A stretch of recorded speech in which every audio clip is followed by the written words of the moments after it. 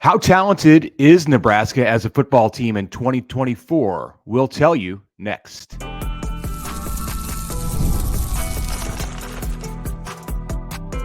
You are Locked On Nebraska, your daily Nebraska Cornhuskers podcast, part of the Locked On Podcast Network, your team every day. Thank you for making Locked On Nebraska your first listen every day. We are free and available wherever you get podcasts and on YouTube, part of the Locked On Podcast Network, your team every day. All right, good morning, or whenever you're listening. We are rolling through the kind of the first of our summer series, the big picture questions about the state of the program for Nebraska football entering 2024. I think we're drawing toward the end of the line of those questions at this point, but there will be this week, probably the end of this week, something like that. But we have another few questions lined up for you as we continue on. Talent gap. As Mitch mentioned in the open, Nebraska had 0 players drafted in this year's draft off of a 5-win team. We went through the numbers a couple weeks ago. Prior to the draft, it hasn't been pretty for Nebraska in the draft at all. So the expectation is that they have more players drafted next year. What does that mean? And has Nebraska bridged the talent gap under Matt Rhule, especially compared to their no longer divisional foes, I guess just their conference foes? Yeah, I think, Connor, just the assumption from the outside is that Nebraska's still fighting hard to get uphill on the talent. And, clearly this team has not gotten over every hurdle. There's lots of hurdles out there left, notably to start winning more games. But I do think that Nebraska's closer to becoming the kind of talented team, or having the type of talent that fans would expect of a competitive Big Ten team. And I look at it this way. I received a question in part 1 of 2 in the mailbag series that I have out this week on The Athletic. Check it out. Second dose of mailbag questions has been published on this Wednesday morning. In part 1 on Tuesday, I was asked if there were any draftable prospects on Nebraska's 2024 roster, so in the 2025 draft. And I think it's at least a viable question, because as you mentioned, no one drafted in 2024 off the 2023 team. And that's the second time that's happened at Nebraska in the last 5 years. Yep. Going into Scott Frost's second season, also no one drafted. So I started to make a list of players who I thought would be potentially draftable off of this team. So you're looking at seniors, 4th and 5th year juniors, and I'll give you 12. Now, I don't think that 12 are going to be drafted, but I think it's very realistic to think that 5 or more out of the group that includes Thomas Fidone, who's a 4th year junior. He's the only junior that I listed here. Jamal Banks, Isaiah Nair, Bryce Benhart, Micah Mazuka, Ben Scott, Nash Hutmaker, Ty Robinson, Javen Wright, Isaac Gifford, Tommy Hill, Deshaun Singleton. That's some talent. Yeah. I would say there's probably not. Is there a top 3 round guy in there just as it stands right now? Not that I would project at this moment, but Fidone could be that guy. I think Banks could be that guy. I think Nair could be that guy. You start to look at the offensive linemen. It's going to depend on what they put on tape as seniors.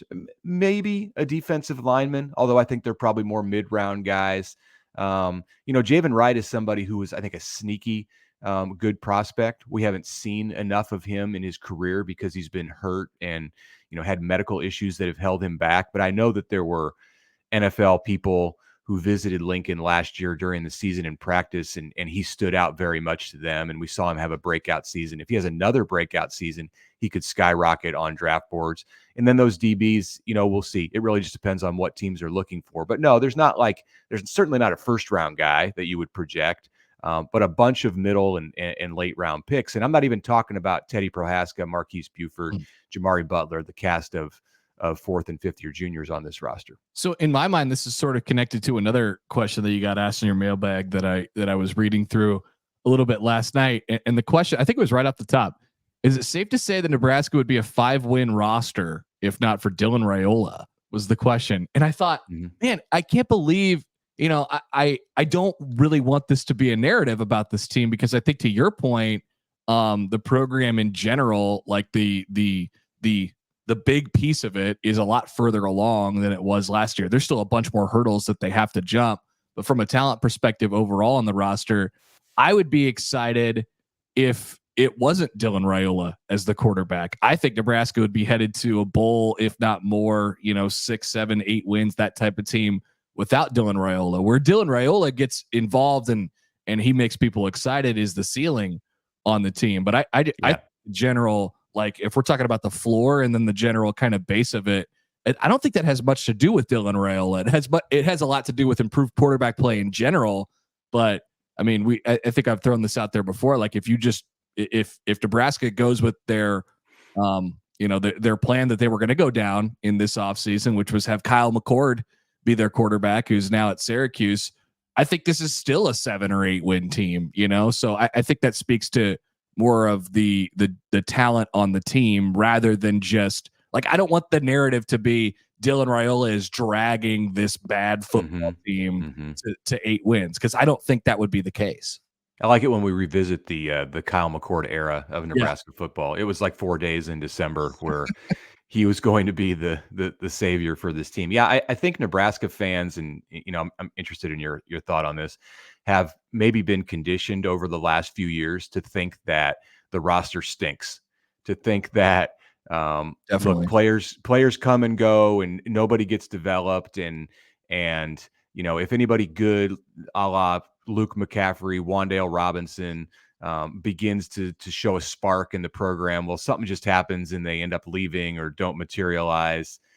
I think we're getting past that point. I recognize that we haven't seen new results on the field, but I do think that Nebraska with Matt Rhule is past that point in the developmental phase, the developmental stages of its building process. Yeah, nobody gets developed when you don't develop them. I mean, development is an all-encompassing word, and it's obviously a lot easier said than done. But Rhule has a track record of this stuff, man. They've had players who have stuck with them for a long time. He's both taken relatively highly rated recruits and turned them into NFL players, and then mid guys and low guys. And he's good at identifying that stuff. And we've seen a long, long history of this now. And so I think you can trust in that a little bit with the general roster composition and say, yeah, I think it's what you can expect from a guy who comes in his freshman year is, by his second year, maybe he's on the field, and then by his third year, he's a player. And like, they're not going to be in the program if they don't think they could play at some point. Yeah, there have been seasons where you've looked at what Nebraska walks out on senior day and you just say, that's none of those guys played. Right. Or the ones who did, they're going to go become bankers next year, and, or whatever, try to get into coaching. Totally. And I think when you look at that group, the way that we laid it out here, this is a different kind of senior class. Fedoni's not a senior, but the others that I mentioned in that group of 12, where I think you're going to find 5 or 6 draft picks, this is the kind of senior class where you can not only rely on them for leadership in the locker room, but you're going to rely on them to absolutely win you football games. I mean, do you think I'm overestimating the talent here? Like, it's kind of alarming to me too, when I put that list together and I thought, oh, Nebraska might have 6 or 7 players invited to the NFL Combine next year, when it had 0 in 24. Like, am I jumping on something here that doesn't exist? What do you think? Well, I think for the Nebraska standpoint, like, it's finally kind of linear. It's almost, it just makes sense. Like, you have seniors and older guys that you're going to depend on, and you're able to supplement that with younger talent who doesn't have to shoulder so much of the load. I mean, I think part of what has really thrown that developmental track for Nebraska off pre Matt Rhule was guys would come in and immediately be expected to shoulder all of the production load for the program. I mean, whether whether it was a new wide receiver coming in from the transfer portal or a freshman quarterback or something like that. Like they had to just be the team right away. And I think Nebraska has spread that talent throughout their roster now, and they have a better idea of how to actually, functionally make it work during games, which I think is important as well. But no, it's that's part of what they want it to be, and that's why their roster is finally deep.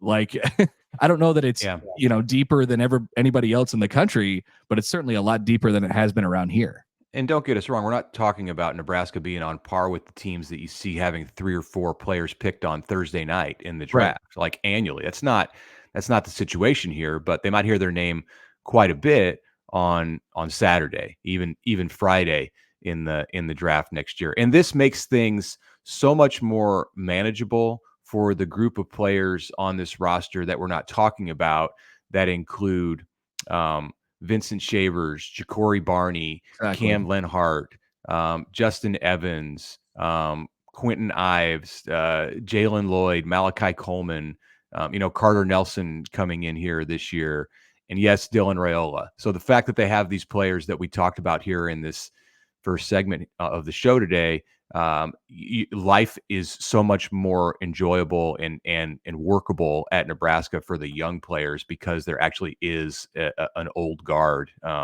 that's talented in place in this locker room. Yeah, they don't have to lean on those guys too much, although they will end up doing so at least a little bit. Coming back, we'll talk about the importance of Nebraska getting off to a 1-0 start. We'll be back after this.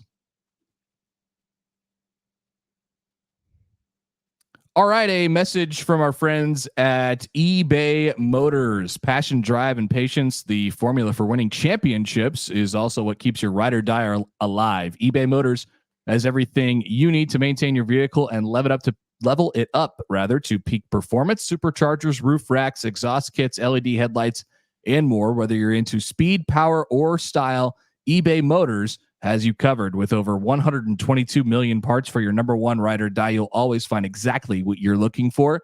And with the eBay Guaranteed Fit, your part is guaranteed to fit your ride every time, or your money back. Because with eBay Motors, you're burning rubber, not cash. With all the parts you need at the prices you want, it's easy to make your car the MVP. Keep your ride or die alive at ebaymotors.com. Eligible items only. Exclusions apply. eBay Guaranteed Fit only available to U.S. customers.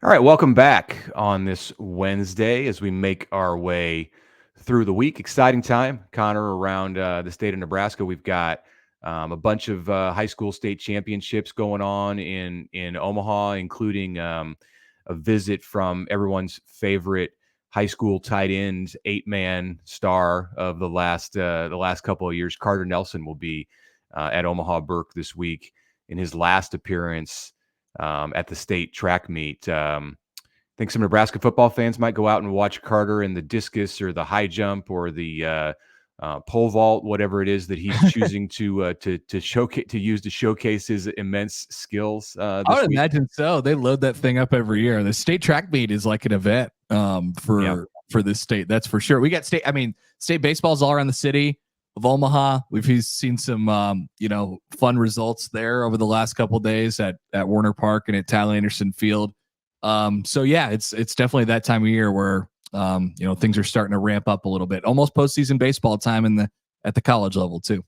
Yes, Big Ten baseball coming to a stadium near us next week in downtown Omaha. Yeah, last year at state track, I stopped out to see Carter, and he was a little bit banged up. And this was a different situation because he was being recruited by Notre Dame and Alabama and Georgia, and we were unsure, of course, what his future was going to be.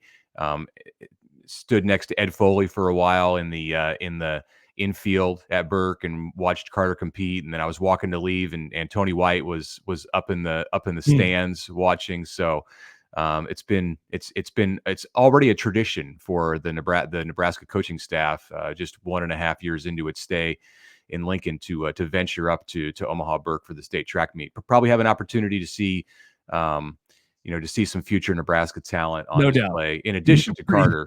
You can pretty much guarantee that they'll have a presence there. That's for Right. sure. Right. So Matt Rhule has been making the interview rounds again. He was on the Nebraska Network on Sports Nightly on Tuesday night.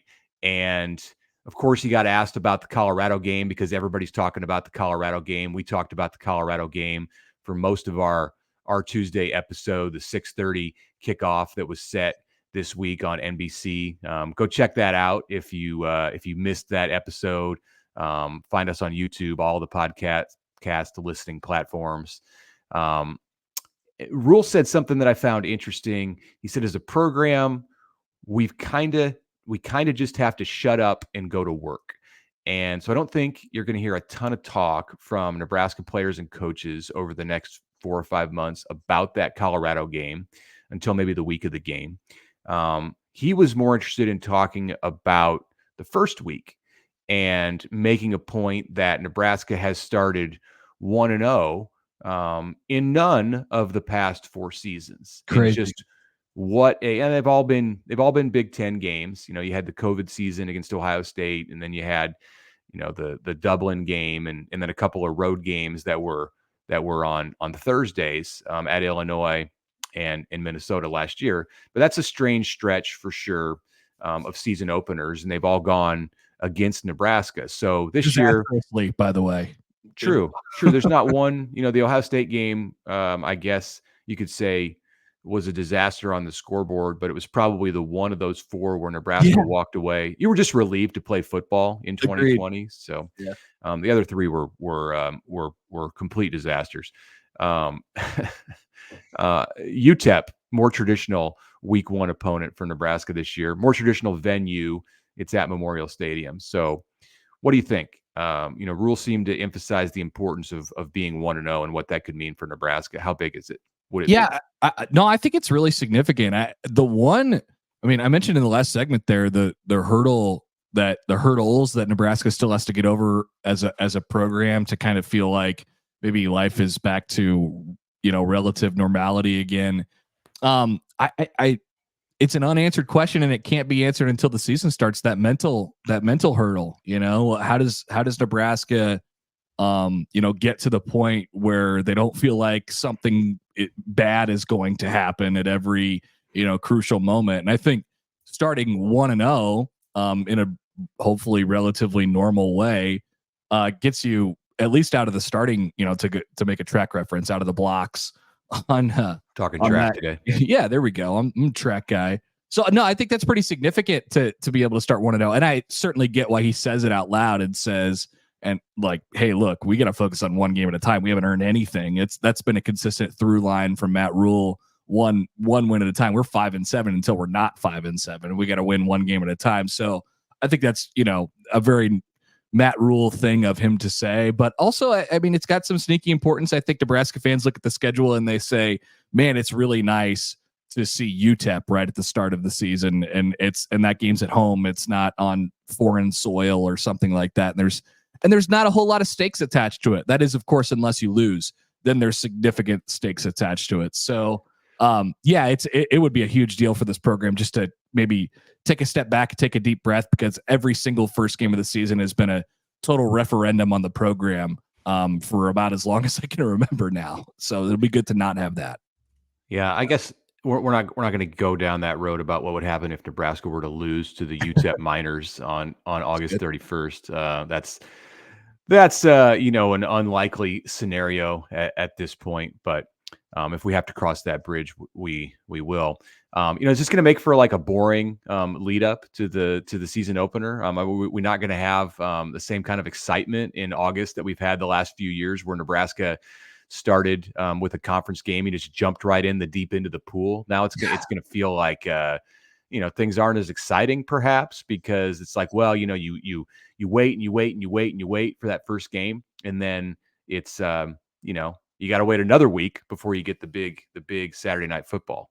Those were such big games, and you could you think back to each of them, and Nebraska wore it on their sleeves. And take the 2020 Ohio State one out, like you said earlier. Illinois, Northwestern, and Minnesota. The Illinois game, it was originally supposed to be in Dublin and got moved back to Illinois.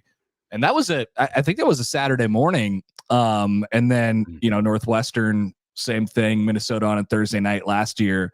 Like they were giant games, divisional games, which no longer exist.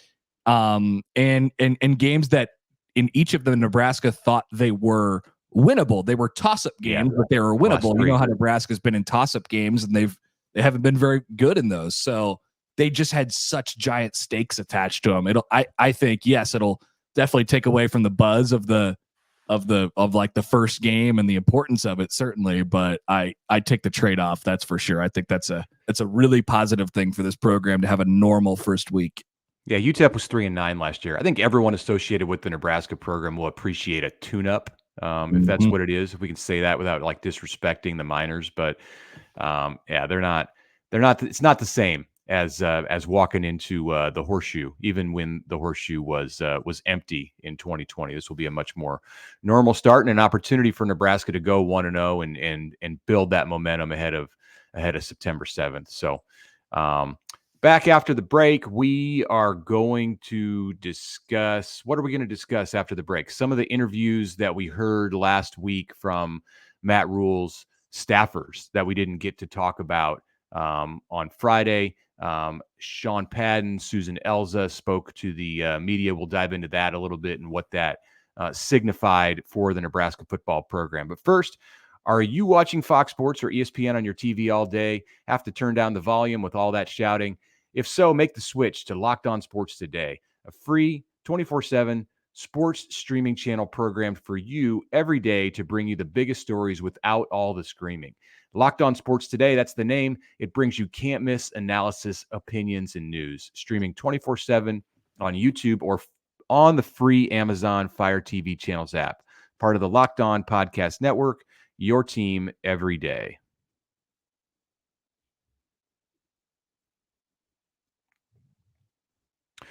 Okay, Connor, the time is drawing near for my first MLB experience of 2024. Sunday is the day, and I can tell you that I have used the Gametime app. I have done it. I have purchased my seats. Nice. We're sitting in the loge section of Kauffman Stadium, and I got those seats for under face value. So I was really excited. Got the all fees in, at checkout price.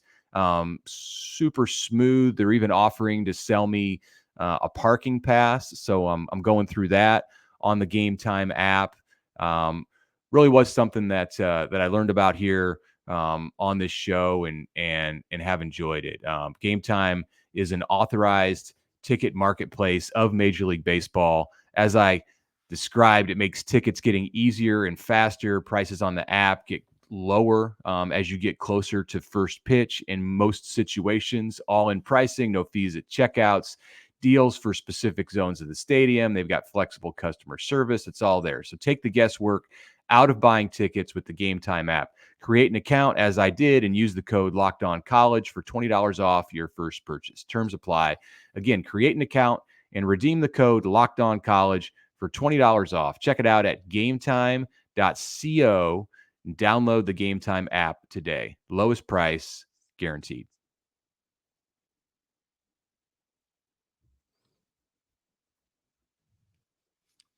All right, Mitch, as you mentioned, late last week, Nebraska made a couple support staffers available. Sean Padden, the general manager of Nebraska football, chief of staff Susan Elza, and you of course had the story with Kristen Coggin, the team nutritionist, dietitian, I suppose. So Director of Performance Nutrition. Director of Performance Nutrition. I apologize. So these people are out there, and it's good to get, I think, a peek behind the curtain for Matt Rhule's program. It's good to, first of all, I think, understand how many people are actually working behind the scenes to make Nebraska football, the engine, kind of go. I think that's where I'd start with it. But why do you think Matt Rhule wants to kind of pull the curtain back on his program and let people understand what goes on behind the scenes?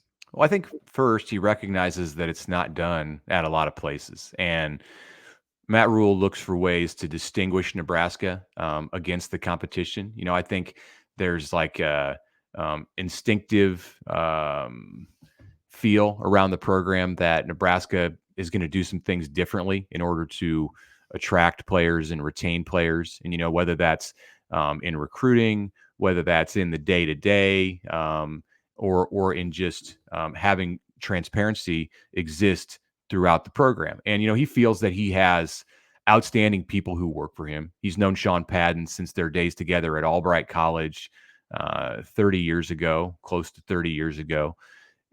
Susan Elza is somebody he met when she was in charge of the UIL, which is the state governing body for high school sports in Texas. He met Dr. Elza when they were together in Texas as Rhule coached the Baylor Bears, and he tried to bring her to Carolina. Didn't work out. She didn't want to leave Texas at that time, but when he came knocking a second time and said, "Will you come with me to Nebraska?" Obviously, she said yes. So she kind of runs the administrative areas of Nebraska football. And, he believes in Sean and Susan and Kristen and Corey Campbell and Mitch Cholowinski, who runs sports science, the people that they have in athletic medicine, Gus Felder in player development, in the people in recruiting. I believe we're going to hear from the likes of Vince Ginta and Keith Williams in that recruiting area. Kristen Coggin, who you mentioned, the director of performance nutrition that I wrote about last week on The Athletic. I think she's going to have some media availability this summer. So for me, in looking at it, the big thing with Rhule is that he just wants these people to be able to be featured because they're important to his players, they're important to his recruits, so they should be known by the public. No, I think that's the definite. That's the takeaway. When he feels like people are doing a good job, he's not afraid to put them out there. I think oftentimes, with players, that's like the reward for for practicing well for a long period of time. Hey, go out there and tell your story a little bit. So I think he likes to showcase people. And with that, what'll happen is people will come into the program and they'll get do jobs. They'll get paid a bunch of money to go do other jobs and stuff like that. Obviously, Matt Rhule wants to keep the people that he has on staff as long as he can, but he's not afraid to kind of let people kind of fly away a little bit. So I think there's part of it there too. But I think he's proud of the program that he's built. That's maybe the main takeaway here. He's proud of the people that he has within the walls of the program, and I think he wants to showcase it a little bit. And that's a really, like, there's nothing on a bigger picture scale. It doesn't ever feel like a program that they're hiding anything, that they they're all kind of on the same page with the same message all the way across the board, because they're all tied into the top guy and Matt Rhule. So them putting that on display is a little uncommon, because I think it's hard to keep all those people on the same page. But Matt Rhule is really, really good at that piece of it. College football, this goes without saying. I think you understand this. Everybody understands this. It mimics the NFL. It's like a mini NFL, and in the sense that college football programs are operated like NFL organizations. And the more money that gets involved, I think the more head coaches and athletic directors try to copy what they see at the highest level. And the NFL is a very secretive place. You don't see NFL coaches speaking their minds in media availability. The Bill Belichick school of press conferences is fairly popular. Not a lot of Mike McDaniels out there in the NFL world. Most are pretty buttoned up, and they're not exactly like sending everyone out in front of the cameras who contributes to the success of these organizations. You don't hear from the people behind the scenes in the NFL. And I think as a result, you generally don't hear from the people behind the scenes in college. And, Matt Rhule's lived in both of those worlds. He's lived in the NFL world and the college world. And this is the way that he's chosen to do it. I think it's a reflection of the education that he's received from his time as a coach at Temple and at Baylor and with the Panthers. And the place that he's arrived at is he gets back into college at a program that's fully capable of mimicking an NFL organization with the size of the staff and just the complexity of the organization. His choice is to say, all right, we're going to put people out there. I don't care if this is the way that others don't do it. Yeah, there's a lot of reasons why Nebraska is the perfect fit, but I think what you just said there for Rhule What you just said there is really important. I think he's seen it from a lot of different angles now, and I think there were some things that he appreciated about the NFL, organizational model for a team. And I think he's taken a little bit of that and applied it to Nebraska, where you do have to run it a little bit like an NFL franchise, because it's big, there's money, there's so many people involved, and why not use the resources that you have? So there's no doubt it's been fun to watch, and it takes a lot of organization, and they seem to have it down pretty well. All right. Well, we'll look forward in the future to hearing more from Padden, Elza, and everyone else who contributes to the operation at the Osborne Legacy Complex. I almost said Memorial Stadium, but they've moved the operation out of Memorial Stadium. Look at next that. door into their big building. So stick with us for the rest of the week as we continue to go through everything that's happening in Nebraska sports, Nebraska football. It's finals week, so fairly quiet, but the baseball team is headed out on the road to Michigan State. That series starts on Thursday. We will assess that in our show on Thursday, chasing a guest to get on the show on Friday. So hopefully that works out. In the meantime, Locked On has launched the first ever national sports 24/7 streaming channel on YouTube, and now it's available on Amazon Fire TV in the free Fire TV channels app. Locked On Sports Today is here for you 24/7, covering the top sports stories of the day with local experts of Locked On, plus our national shows covering every league. Find Locked On Sports Today now available on the free Fire TV channels app. Have a great day, everyone.